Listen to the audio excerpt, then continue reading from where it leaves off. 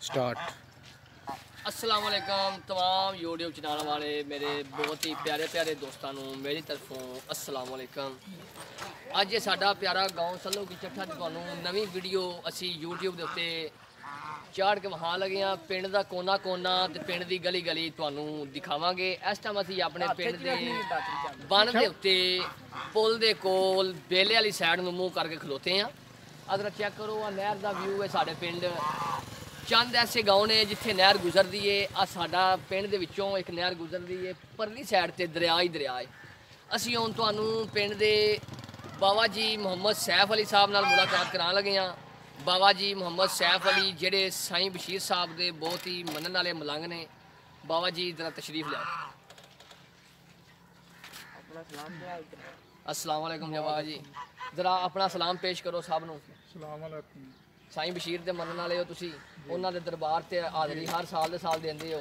अपना लंगर उत्थे जाके तुसीं वंडदे हो। ते ऐ ने साडे बाबा जी मुहम्मद सैफ अली साहब पिंड दे नामवर बंदे ने। ठीक है, हर एक दरबार के उत्ते ये जाते हैं, अपनी हाज़री लवाते हैं। सियालकोट जाते हैं, साईं बशीर के डेरे जाते हैं। जोड़ा भी दरबार ने नेड़े हो ना थोड़ा आवाज़ उन्होंने दी आवे। किहड़े किहड़े दरबार तुसीं जांदे हो जी अपनी हाज़री लवान? जरा थोड़ा उच्ची बोलो। बाबा कांवां वाली सरकार। अच्छा, पनवी सही। दरबारां दी बाबा नौशो पाक भी जाते हो? नौशो पाक भी जाए। माशाअल्लाह जी माशाअल्लाह। ये ने बाबा सैफ अली जी। आओ जी तुहानू अगे अपनी अपनी इस पिंड की गाँव की जी ना नवी नवी हर चीज़ विखाने हाँ। आ साडे पिंड दे बन ने जिथे हर चीज़ गुजर रही है।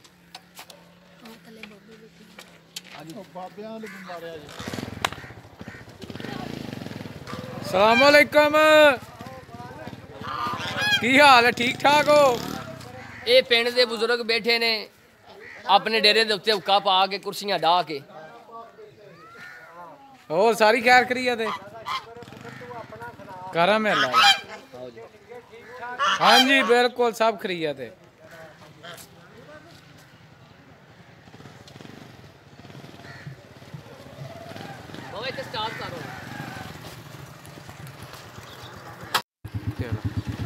लो जी असी हुण बन तो उतर के पिंड वाली साइड ते जा रहे हैं। तो आ वेखो हर एक बंदा अपने अपने डंगरदार दे डंगरां वास्ते चारा पानी पका रहे ने। आने साडे बाबा जी फयाज साहब जिहड़े हैदर मेमोरियल दी बस भी चलाते हैं तो आके अपने डंगरां दा पानी दानी भी करते हैं। ऐन जी बाबा फयाज साहब सारी दुनिया नहीं है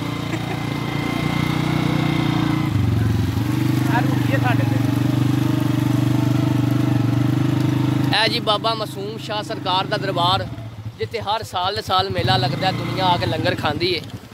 ऐ वे शान लोहार ऐ भाई सनी चट्ठा साहब ने। जरा पिछली साइड पे ना करो ना।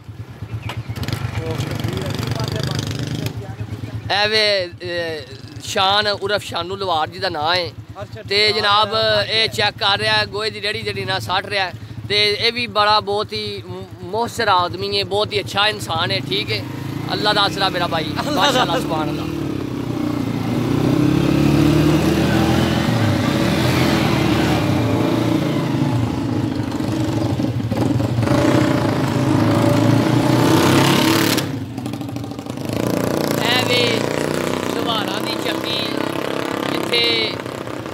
चाचे मकसूद मरहूम की चक्की है जिथे आटा पीसदा है। ये बिलाल साहब जरा बाहर आया जे, जरा बाहर आया जे। चाचू अकरम जैलदार साहब आ रहे हैं माशाअल्लाह नमाज पढ़ के अल्लाह के घर दे विच।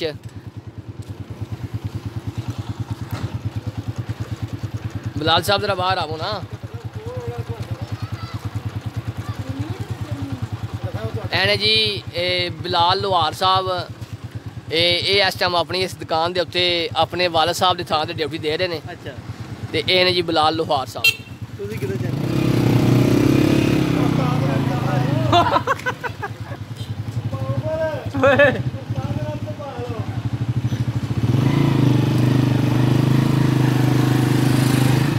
अस्सलाम वालेकुम चाचा जी, की हाल? ठीक हो? ऐने जी चाचा मोहम्मद नवाज महर साहब।